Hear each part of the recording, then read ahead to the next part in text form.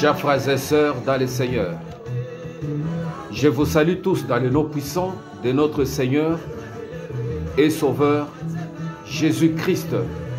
Nous sommes dans notre émission de prière et d'intercession. Dans cette émission bien-aimée, nous partageons la parole de Dieu et nous prions pour notre cher et beau pays. Bien-aimés, ce moment est très favorable pour nous parce que nous comprenons la grâce que Dieu nous donne et le but pour lequel nous sommes sur la terre afin de comprendre notre avenir, le lieu que nous serons lorsque nous allons quitter cette terre. Bien-aimés, nous avons parlé sur le pouvoir de Fils, le sacrifice que le Fils de Dieu doit poser sur l'autel de Dieu afin de prouver ou de démontrer qu'il a la sémence ou la nature de Dieu. Comme Jésus avait dit aux disciples de s'aimer le blé dans le champ. Mais cette parabole nous renseigne qu'au moment qu'il dormait, l'ennemi vient s'aimer aussi l'ivraie. Et c'est lorsque l'ivraie et le blé poussaient ensemble que les apôtres ont constaté qu'il y a une autre sémence dans le champ qui n'a pas été sémée par eux. Ils sont allés voir le maître pour dire « Maître, tu nous as dit de s'aimer le blé, mais nous constatons qu'il y a aussi l'ivraie parmi le blé. Que ferons-nous » Jésus leur a dit de laisser-les croître ensemble. Ici, bien-aimés, le monde dans lequel nous vivons, nous avons deux semences. Même Dieu l'avait dit dans le jardin d'Éden, qu'il y a la sémence de la femme et la sémence du serpent.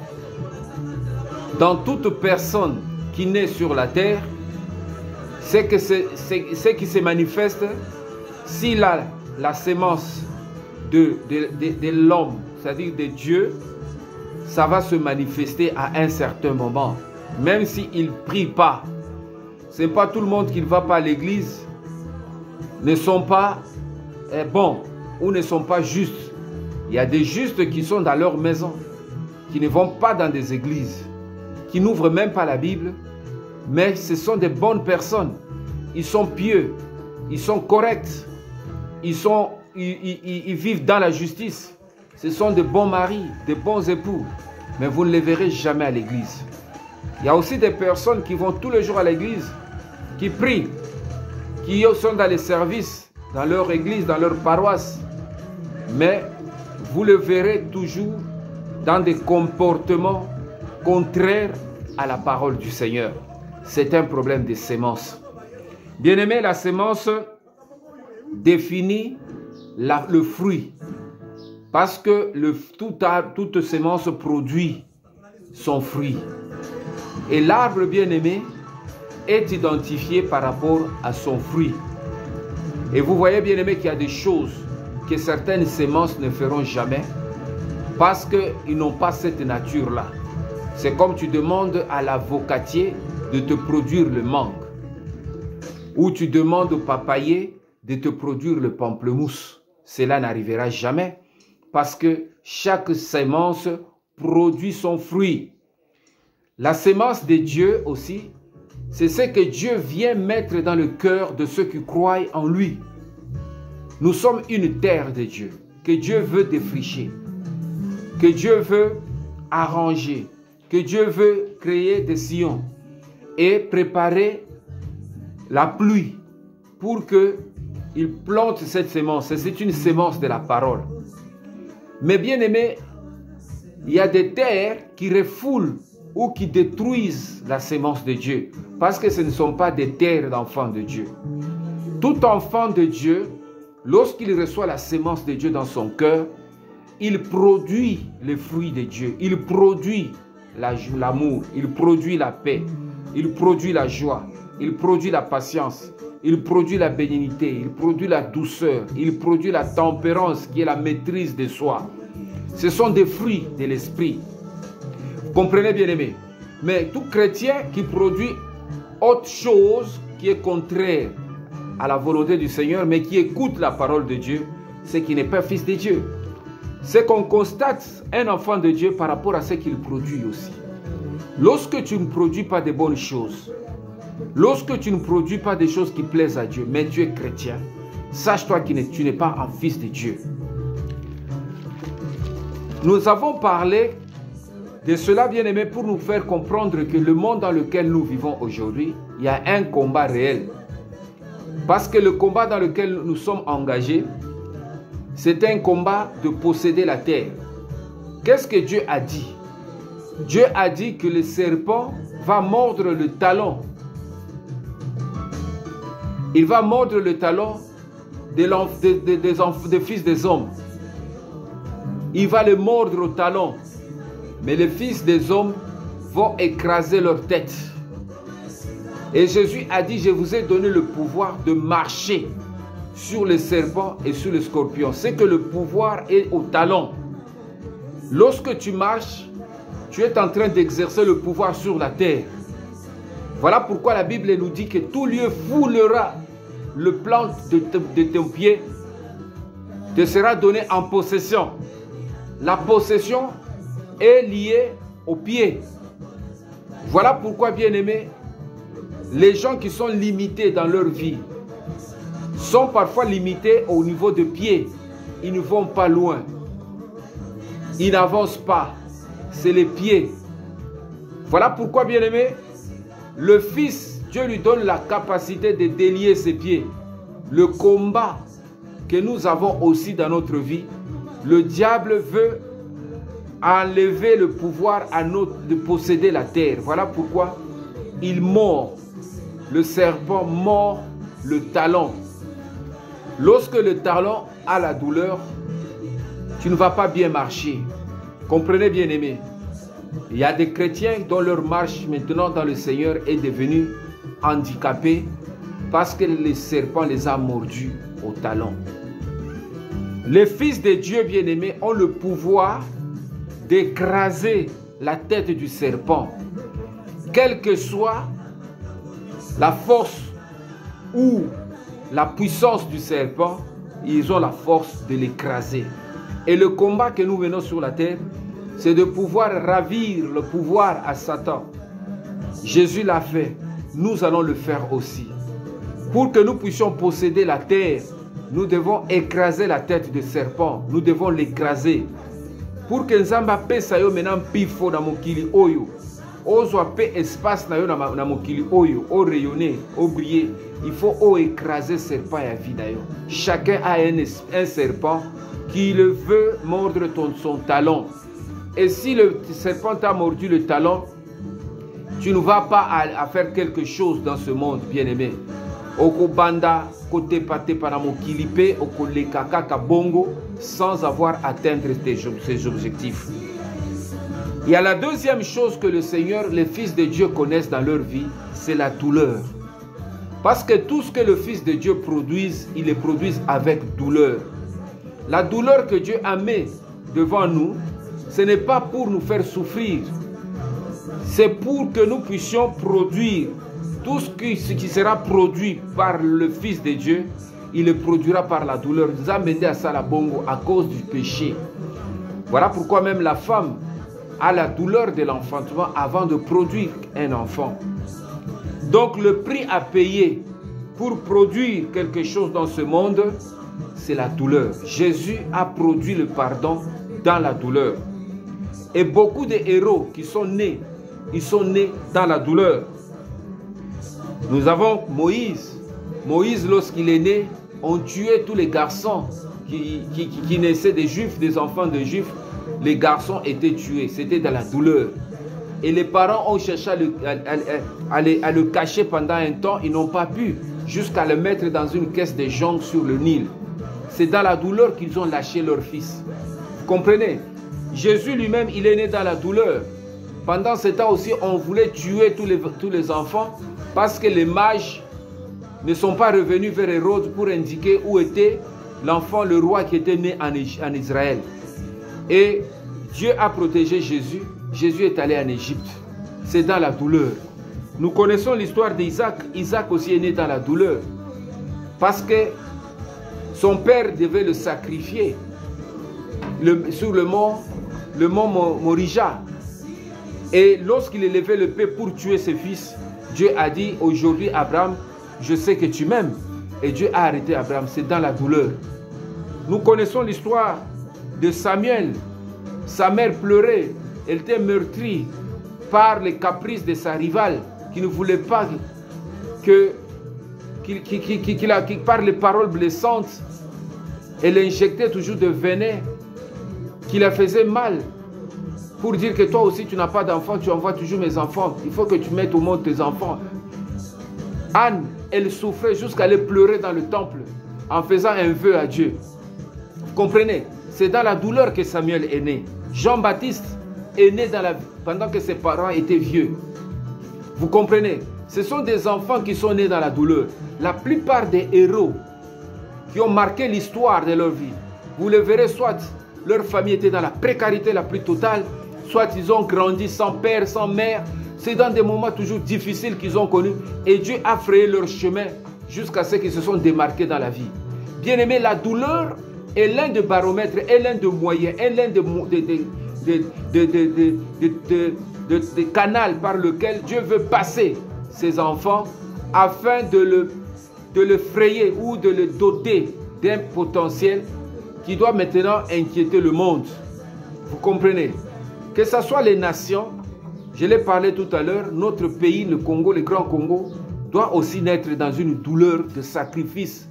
Parce que nous ne sommes pas les enfants qui doivent aimer seulement la facilité. Ceux qui aiment les facilités, ce sont ceux-là qui trafiquent la vie des autres. Nous avons deux sortes de personnes ou de sacrificateurs.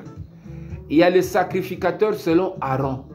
C'est les sacrificateurs qui ne souffrent pas eux-mêmes, mais qui font souffrir les animaux, qui prennent les animaux, qui les égorgent et les mettent sur l'autel de Dieu pour la rémission des péchés, pour invoquer Dieu, pour que Dieu leur bénisse. Toutes ces choses-là, ce sont les animaux qu'on offrait. Mais les sacrificateurs selon Jésus, c'est les sacrificateurs qui mettent leur vie sur l'autel, qui souffrent pour les autres. Vous comprenez? Voilà pourquoi il y a deux sortes, même que ce soit dans la politique, que ce soit même dans des familles, que ce soit même dans tous ceux-là qui cherchent, qui sont en quête d'une grandeur ou d'une influence quelconque ou d'une bénédiction. Nous avons deux sortes de personnes. Il y a la politique. Certaines politiques, c'est le leader lui-même qui doit souffrir pour son peuple, qui doit se sacrifier, qui doit se battre. Et tout ce qu'il fait, il y a des restrictions, une discipline qu'il amène. Et cela va amener maintenant le bonheur à son peuple. Vous comprenez, bien-aimés? Mais il y a la deuxième catégorie des leaders, c'est ceux-là qui font souffrir les autres pour qu'eux se retrouvent. Vous comprenez, bien-aimés? Même dans les chefs de famille, il y a des chefs de famille qui mettent même sur l'autel leurs membres de famille, leurs enfants, ou bien qui sacrifient même les bénédictions de leurs membres de famille pour qu'eux puissent avoir beaucoup d'argent, beaucoup de richesses. Mais il y a ceux-là qui se sacrifient eux-mêmes, qui souffrent, qui se battent jusqu'à ce que leurs familles ne connaîtront pas la souffrance. Ce sont les types de Jésus. Ce sont les types de Nelson Mandela. Ce sont les types de Lumumba. Ce sont les types de Kimbangu. Tous ces personnages-là ont souffert. Ils ont connu 30 ans de Kimbangu a été emprisonné 30 ans dans la prison. Lumumba a été décapité très jeune, à 33 ans. Vous comprenez bien, mais Nelson Mandela a connu plus de 27 ans dans une prison. Mais lorsqu'il a eu le pouvoir, il n'a exercé qu'un seul mandat. Et il n'a pas voulu se venger contre les Blancs qui l'ont mis dans une situation difficile. Mais il a pardonné. Il a dit que l'Afrique du Sud ne puisse plus connaître ce genre de situation d'apartheid. Et aujourd'hui, nous voyons que l'Afrique du Sud, les Blancs et les Noirs travaillent ensemble. Ce sont ces genres de leaders que nous voulons dans le Grand Congo. Des personnages qui sont prêts à souffrir pour leur peuple. Des ministres qui sont prêts à se battre pour que la population se retrouve. Pas des gens qui doivent être toujours entre les deux avions pour aller faire des affaires, prier, tout ça. Non. Et laisser les autres dans la galère. Voilà pourquoi nous intercédons. C'est que le Seigneur donne la sagesse et conscientise Parce que, bien aimé, la souffrance, c'est un canal, mais que ça soit, par lequel Dieu prépare ses fils. Mais que ce soit une souffrance juste, mais pas une souffrance injuste. Vous comprenez, bien aimé? Une souffrance juste, c'est-à-dire, c'est juste de souffrir parce qu'il n'y a rien. Mais lorsque Dieu nous donne les possibilités de pouvoir faire des choses qui doivent plaire à tout le monde, nous les faisons. Pas chercher à priver aux autres pour seulement donner la paix, la joie à une certaine portion de personnes. Cela, nous devons le combattre dans notre vie. C'est l'égoïsme, c'est l'égocentrisme. Vous comprenez, bien-aimés? Sauf que si nous prions, bien-aimés, nous devons savoir que le Congo aussi a besoin que le peuple travaille. La Chine l'a fait, bien-aimés. Lorsqu'après la Deuxième Guerre mondiale, il souffrait de faim. Il a fallu que Mao se lève, dise que l'agriculture doit être la priorité des priorités. Nous devons d'abord bien manger avant de bien réfléchir. Ils ont commencé à travailler la terre et ils ont eu une abondance de riz, de récoltes. Ils ont exporté dans des pays étrangers. La Chine était le premier producteur ou exportateur de riz. Ils ont eu des devises. Ils ont commencé à chercher maintenant la main-d'œuvre et à chercher maintenant à négocier. Ils ont pris ces enfants qui étaient doués à l'école, ils les ont envoyés dans des pays étrangers, aux États-Unis, étudier, et ils ont juré sur le drapeau pour revenir avec leur intelligence travailler pour la Chine.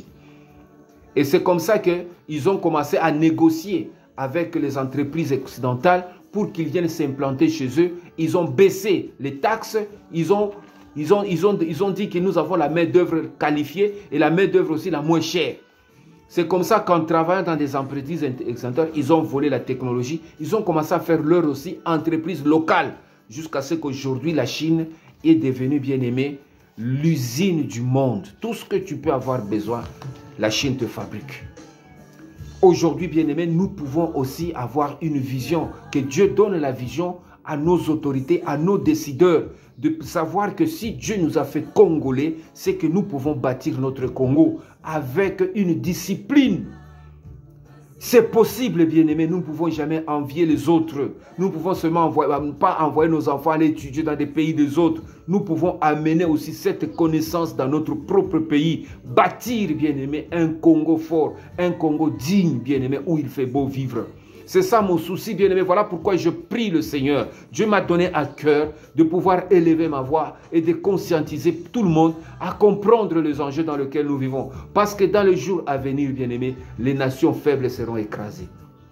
Nous sommes dans la jungle. Le monde, les nations sont comme les prédateurs. Les plus forts, bien-aimés, marchent sur les faibles. Je n'aimerais pas qu'on marche sur nous, qu'on marche sur notre pays, mais nous aimerons nous aussi avoir la capacité de dévorer les autres nations, de les dévorer, bien-aimés. Nous sommes un peuple fort, nous sommes un peuple grand, nous sommes un peuple digne. Que Dieu nous donne, bien-aimés, aux dirigeants, la capacité de comprendre ces choses. Nous prierons aussi pour eux. Aujourd'hui, nous allons parler, bien-aimés, sur que leur part sera dans le feu et de soufre. Apocalypse 21, verset 8. La parole de Dieu dit ceci. Quant aux lâches, aux incrédules, aux pécheurs, aux abominables, aux meurtriers, à ceux qui vivent dans l'immoralité, à ceux qui vivent dans l'immoralité sexuelle, aux idolâtres et à tout le menteur, leur part sera dans les temps ardents de feu et de soufre. C'est la seconde mort. On nous parle aux lâches. Les lâches, c'est ces personnes qui commencent quelque chose et qui abandonnent. Vous comprenez, bien aimé, qui met la main à la charrue et après qui se rétractent en chemin, qui regardent en arrière et qui lâchent leurs responsabilités. Ce sont les personnes qu'on appelle des lâches. Il y a des lâches même dans les églises. Il y a des serviteurs de Dieu lâches. Des personnes qui ne vont pas avec leur engagement jusqu'au bout. Qui commencent une œuvre et après ils abandonnent, ils commencent à faire autre chose. Les lâches, bien-aimés, tu ne dois pas lâcher ta foi. Tu ne dois pas lâcher. Lorsque tu t'engages au Seigneur, il faut aller jusqu'au bout. Parce que la parole de Dieu dit, ceux qui persévéreront jusqu'à la fin, ce sont ceux-là qui seront sauvés. Nous avons besoin, bien-aimés, de nous battre jusqu'au bout, jusqu'à remporter la victoire. Il y a des incrédules, les gens qui ne croient pas au Seigneur, les incrédules. Il y a les pécheurs, les gens qui vivent du péché. Ce sont des pécheurs, les gens qui aiment le péché, qui se nourrissent de péché. Il y a bien aimé des abominables, les gens qui font des choses que le Seigneur déteste, qui bafouent l'ordre de Dieu, qui bafouent Dieu, l'autorité de Dieu. C'est-à-dire des personnes abominables. Les gens qui font des choses qui méritent même la mort, la pendaison, le meurtrier, les gens qui tuent bien aimé pour gagner, les meurtriers, et ceux qui vivent dans l'immoralité sexuelle, les gens bien aimés qui vivent de la sexualité, qui refusent de pouvoir se marier. Il y a des personnes dont la sexualité leur apporte beaucoup d'argent. Avec leur téléphone, ils sont en train de coopérer avec leurs amants. Aujourd'hui, il peut même sortir avec 4-5 personnes et il a d'argent. Et il voit que ça, c'est une bonne vie. Ce sont des gens qui vivent dans l'immoralité sexuelle.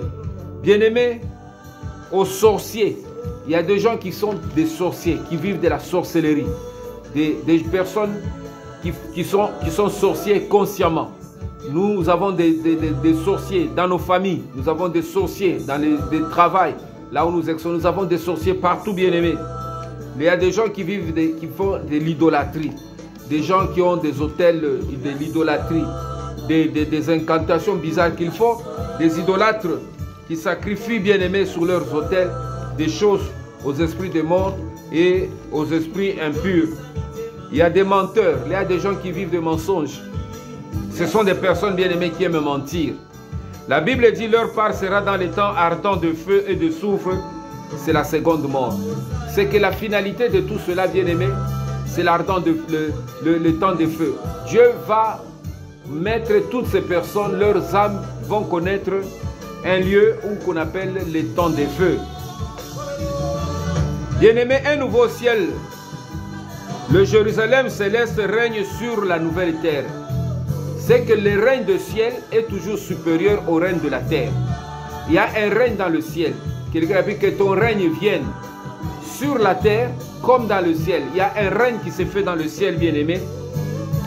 Depuis la chute de Satan, de Lucifer, lorsqu'il a été précipité sur la terre, il y a un règne qui se passe dans le ciel. C'est un règne de Dieu, bien-aimé.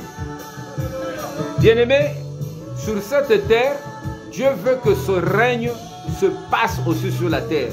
Voilà pourquoi Dieu se met en guerre contre les nations, contre toutes ces personnes qui sont en train de détruire la terre, contre les lâches, contre les incrédules, contre les pécheurs, contre les idolâtres, les immoraux. Toutes ces personnes-là, bien-aimées, Dieu est en guerre contre eux. Il va les pousser comme on balaye la maison jusqu'à les mettre maintenant dans un coin et les brûler.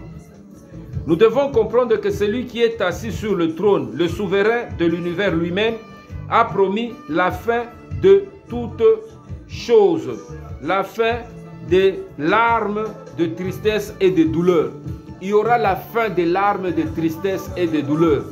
Parce que c'est ce que Dieu a dit, que tout ce que nous connaissons comme difficulté sur la terre ne subsisteront pas indéfiniment. Il y aura un temps où Dieu mettra fin à la souffrance des hommes. Voilà pourquoi, bien-aimé, Dieu a préparé l'immortalité, le renouvellement de vie que nous allons connaître lorsque nous traversons toutes ces choses avec foi et avec amour. Lorsque nous acceptons le temps que nous passons sur la terre, sachant que le temps à venir sera heureux. Dieu va enlever toute la souffrance, bien-aimé. Dieu va mettre fin à la tristesse. Ces paroles sont dignes de confiance et vraies.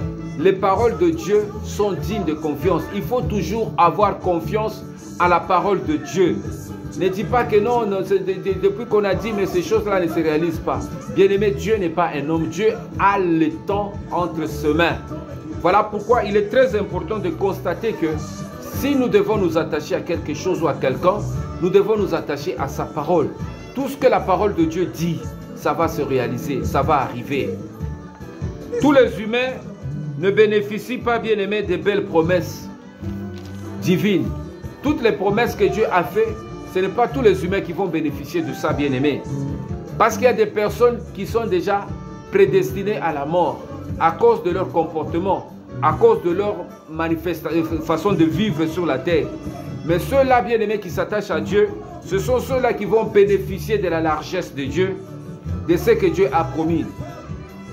Donc, bien aimés, nous devons comprendre que ceux qui vont combattre, qui vont résister, qui vont chercher à faire autre chose, leur part sera dans les temps de feu et de soufre.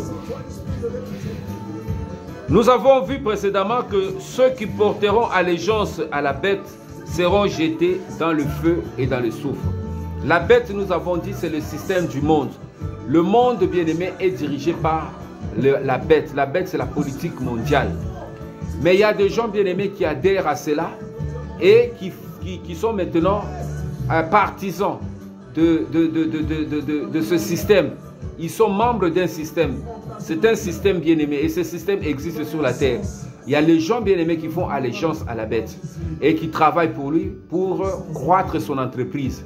La Bible dit que leur part aussi sera dans le temps de feu et de soufre. Apocalypse chapitre 14, verset 9 à 10, la Bible dit ceci. Et un troisième ange les suivit en disant d'une voix forte: si quelqu'un adore la bête et son image, et s'il reçoit la marque sur son front et sur sa main, il boira lui aussi le vin de la fureur de Dieu, versé sans mélange dans la coupe de sa colère. Et il sera tourmenté dans le feu et le soufre, devant les saints anges et devant l'agneau. Donc ici on nous parle de personnes qui vont s'accroupir, qui vont adhérer au système de la bête. Bien aimés, ces gens-là, ils vont connaître une fin tragique. Même si tu peux avoir de l'argent, avoir de la richesse, avoir toutes ces choses, mais ta fin sera désastreuse. Il nous faut, bien aimés, être en alerte. C'est ce que la parole dit. Donc nous devons être en alerte. La Bible dit veiller. Un chrétien ne doit pas être un chrétien, une personne qui pleure et qui dort sans être en alerte. Même quand nous dormons d'un sommeil naturel, mais notre esprit doit toujours être en alerte. Nous devons veiller. À ne pas nous soumettre au gouvernement mondial qui est en train de se mettre en place. Il y a un gouvernement mondial qui est en train de se mettre en place. Voilà pourquoi il y a des choses sous lesquelles, bien aimé, le diable est en train de vouloir coordonner sous soi-disant la liberté pour tous, soi-disant une certaine légalité. Les gens doivent avoir l'égalité, ou toutes ces choses, bien aimé, la normalité que le diable veut mettre en place, soi-disant à cause de ta liberté, de la liberté, tu dois faire de ton corps tout ce que tu veux, tu dois faire tout ce que tu veux. Et cela pousse les gens maintenant, certains gouvernements, à adopter ou à adhérer à certaines pratiques qui sont contraires à la volonté du Seigneur. Vous voyez, bien aimé, et le diable est en train de normaliser le péché au fur et à mesure, à montrer que chacun est libre de faire tout ce qu'il veut avec son corps. Or, la Bible nous dit que ne savez-vous pas que votre corps est le temple du Saint-Esprit. Et le temple du Saint-Esprit, c'est notre corps. Nous ne devons pas pas le détruire avec le péché. Mais nous devons, bien aimé, mettre dans notre corps ce que Dieu aime, la justice. Nous devons, bien aimé, mettre dans notre corps l'amour. Nous devons mettre dans notre corps la vie de Jésus. Notre corps, bien aimé, c'est un lieu où le Saint-Esprit vit. Le Saint-Esprit n'aime pas vivre là où il y a toutes sortes de sottises, toutes sortes de saletés, toutes sortes de médiocrités. C'est très important, bien aimé. Or, les politiques gouvernementales mondiales, ils font des choses contraires à la volonté du Seigneur, pour irriter Dieu, pour chercher à créer leur monde à eux. Voilà pourquoi ils détruisent la première institution qui est le mariage, en évoquant que l'homme peut faire tout ce qu'il veut avec son corps. Il peut prendre un homme avec un homme. Ils vont se marier et eux légalisent. Même il y a des mairies, il y a des États, les services civils qui signent même des traités de mariage entre hommes ou bien femmes. Vous comprenez, bien aimé? Ces choses-là, c'est pour irriter Dieu. Or, nous, en tant que chrétiens, nous devons être en alerte. Nous devons être en alerte maximale et nous devons comprendre que le monde est en train maintenant vers le déclin et les choses seront de plus en plus compliquées dans les jours à venir, bien-aimés. Donc, tout ce qui est en train de se mettre en place et qui propose aux habitants de la terre une nouvelle normalité ou des valeurs inversées. C'est ce que le diable aime faire. Il inverse les valeurs.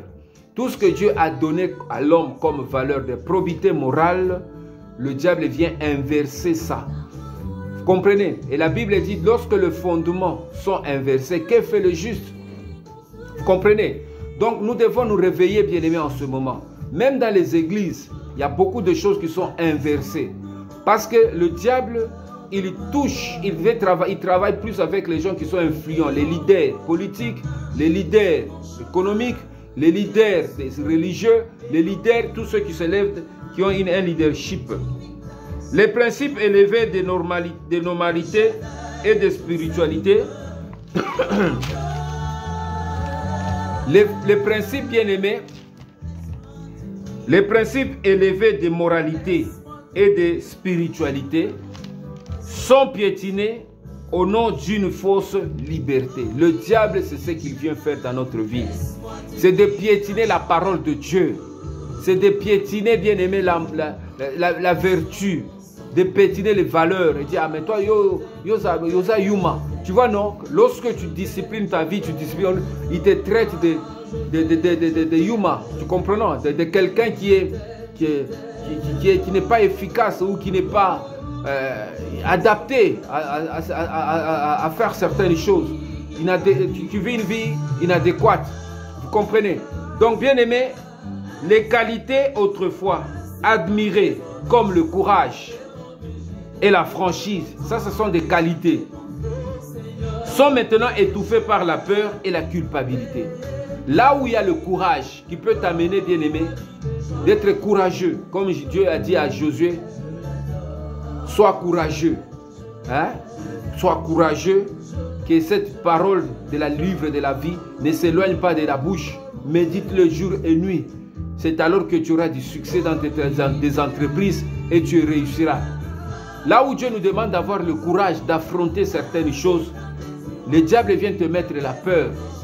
Le diable vient te mettre la culpabilité. Il veut loger maintenant certains sentiments qui sont contraires à la volonté du Seigneur. Voilà pourquoi il y a des gens qui lâchent Dieu. Parce qu'ils sont devant une situation difficile. Ils abandonnent leur foi pour chercher maintenant un raccourci. Nous devons être les personnes bien-aimées qui doivent être courageux. Parce que c'est le courage que le Saint-Esprit nous donne qui nous permet parfois de pouvoir faire certaines choses. Parce que bien-aimé, le diable ne nous donnera jamais la liberté sous le plat. La liberté doit s'arracher. Nous devons nous battre pour notre liberté spirituelle et pour conquérir, bien-aimé, toutes choses. C'est à cela, bien-aimé, que nous sommes appelés. Par la peur et la culpabilité, longuement entretenus par les médias et les pouvoirs politiques. Le diable utilise aussi les médias pour inspirer la peur, pour inspirer certaines choses. Bien-aimés, il y a beaucoup de choses qui se passent dans les médias qui frustrent parfois notre conscience. Donc nous devons comprendre cela. Le langage du monde est contraire au langage de Dieu. Ce que nous devons écouter plus, c'est Dieu. Lorsque nous écoutons Dieu, nous écoutons sa parole, bien-aimés, nous allons marcher conformément à sa volonté. Le monde dans lequel nous vivons, bien-aimés, c'est un monde où c'est les courageux qui se sont démarqués. Jésus était courageux jusqu'à affronter la croix et la mort. Moïse était courageux jusqu'en amenant le peuple de Dieu à la mer Rouge en leur disant que gardez silence, le Seigneur votre Dieu combattra pour vous, car les ennemis que vous voyez, les Égyptiens que vous voyez aujourd'hui, demain vous ne les verrez pas. Il a frayé la mer, c'était un acte de courage. Il y a des gens jusqu'à aujourd'hui qui n'ont pas jamais vu la mer. La mer, bien aimée, c'est impressionnant. Regardez cet homme devant la mer avec un peuple et avec une armée, bien aimée, derrière, qui le poursuivent pour les arrêter, pour le tuer, mais prend un bâton et fraye le chemin sur la mer. Il a fallu un courage. Les Josué qui ont amené le peuple de Dieu dans la terre promise, c'était des courageux. La vie chrétienne ne demande pas seulement la prière, mais demande aussi le courage. Nous devons avoir le courage de pouvoir poser des actes courageux pour que les choses changent dans notre vie, dans notre société et dans notre monde. Voilà pourquoi, bien-aimé, le courage qui a amené Jésus sur la croix a fait que Jésus soit l'homme le plus élevé au-dessus de tout. Le nom de Jésus soit le nom le plus élevé au-dessus de tout nom. Mais nous connaissons comment il est mort. Il est mort comme un brigand, mais il a affronté la mort et son nom est marqué dans l'histoire du monde.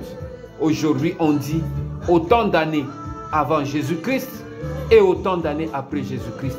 Jésus-Christ est le centre du temps. Jésus-Christ est le pilier du temps. Nous voulons être aussi un pilier dans ce monde. Marchons avec le courage que le Seigneur nous donne.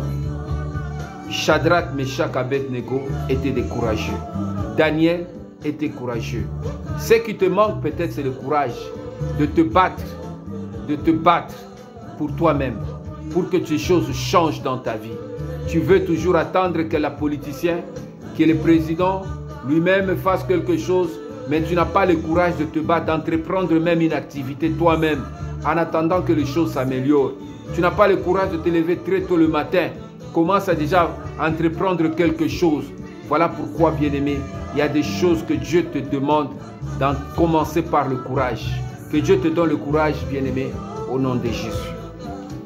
Seigneur, je bénis ton nom et je rends grâce à toi, car tu nous montres aujourd'hui qu'il n'y a pas de place dans ton royaume pour les lâches, pour les incrédules, qu'il n'y a pas de place dans ton royaume pour les pécheurs, pour les abominables, qu'il n'y a pas de place dans ton royaume pour le meurtrier, qu'il n'y a pas de place dans ton royaume pour les gens qui font l'immoralité sexuelle, qu'il n'y a pas de place dans ton royaume pour le sorcier, pour les idolâtres et pour les menteurs. Oh Seigneur, il y a des places dans ton royaume pour le juste, pour le courageux, pour ceux qui aiment ta parole, pour ceux qui aiment vivre selon ta volonté.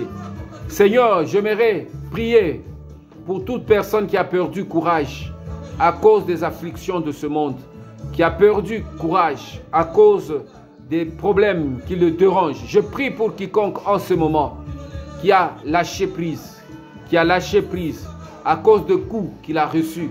Seigneur, je prie pour nos dirigeants, que tu leur donnes la capacité de considérer la souffrance comme le moyen par lequel beaucoup de choses doivent changer. Que l'Esprit de Jésus leur anime, qu'ils soient, Seigneur, des leaders qui sont capables de se mettre en avant pour souffrir afin que les populations se retrouvent. Suscite au Congo, ô Éternel, des sacrificateurs selon l'ordre de Jésus. Ceux-là qui mettent leur corps sur leur autel de sacrifice et qui n'abandonnent pas. Pour que l'humanité connaisse la paix, pour que le Congo connaisse la paix, nous avons besoin de sacrificateurs. Donne l'esprit de sacrifice, Seigneur, à nos politiciens qui se sacrifient pour le peuple. Que le peuple, Seigneur, trouve le modèle en eux. Seigneur, suscite, Seigneur, dans le grand Congo, le véritable leader qui doivent marquer l'histoire de notre époque, qui doivent changer, amener le travail, c'est notre Dieu, l'esprit de travail collectif. Seigneur, nous prions pour que les choses changent maintenant par le courage, par le travail. Seigneur, je prie pour que l'esprit de mensonge, de fausses promesses, de ceux qui sont ancrés dans l'idolâtrie, qui trafiquent dans la magie, dans la sorcellerie, que leur chance, Seigneur, soit amoindrie à cause de l'autorité que tu donnes maintenant. Je brise tout esprit de mensonge, je brise tout esprit de sorcellerie, tout envoûtement qui influence maintenant le Congo, soit brisé au nom de Jésus. Tout idolâtre qui pratique les sciences ésotériques et qui font des projections astrales. Seigneur, j'arrête leur mouvement et que leur pouvoir soit anéanti au nom de Jésus. Tous ceux bien-aimés qui font de meurtriers, qui pratiquent toutes sortes d'abominations dans le Grand Congo, que la puissance de la parole leur soit révélée, qu'ils te rencontrent sur leur chemin, qu'ils changent de comportement. Je prie, Père éternel, pour que tu purifies l'air, que tu purifies l'eau du Congo, que tu purifies cette terre, que l'atmosphère change au Congo, que les choses bougent.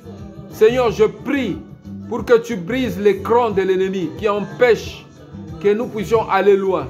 Le venin du serpent qui a mordu beaucoup de talons. C'est notre Dieu pour limiter notre liberté. Que ces venins soient sortis de nos corps, sortent de nos vies, sortent de nos talons, sortent de nos pieds au nom de Jésus. J'anéantis le poison qui coule dans nos vies, qui nous pousse, Seigneur, au mal et qui détruit notre force. Que ce poison du serpent et que le serpent soit anéanti. J'écrase la tête du serpent du Congo au nom de Jésus. Je l'écrase au nom de Jésus. J'écrase sa force, j'écrase son pouvoir, j'écrase son autorité au nom de Jésus.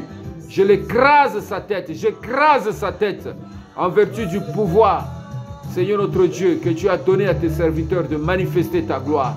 Merci Seigneur pour l'ordre nouveau. Merci Seigneur pour la paix nouvelle que tu annonces dans le Grand Congo. Que le nom de Jésus soit glorifié. Nous avons ainsi prié. Amen. Que Dieu vous bénisse, bien-aimés. Abonnez-vous, mettez nos émissions sur nos statuts et partagez-les pour qu'un plus grand nombre soit informé des enjeux que nous connaîtrons, bien-aimés. Il y a beaucoup de choses que Dieu va mettre en place, mais il va nous faire passer par des souffrances, mais une souffrance juste.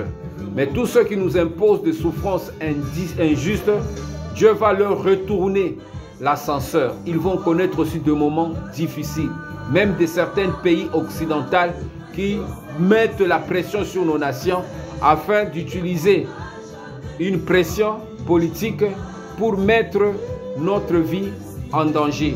Ils vont connaître aussi la décadence parce que le Seigneur Dieu, il est le maître des nations. Que Dieu vous bénisse. Prenez courage. Le Seigneur est avec nous. Amen.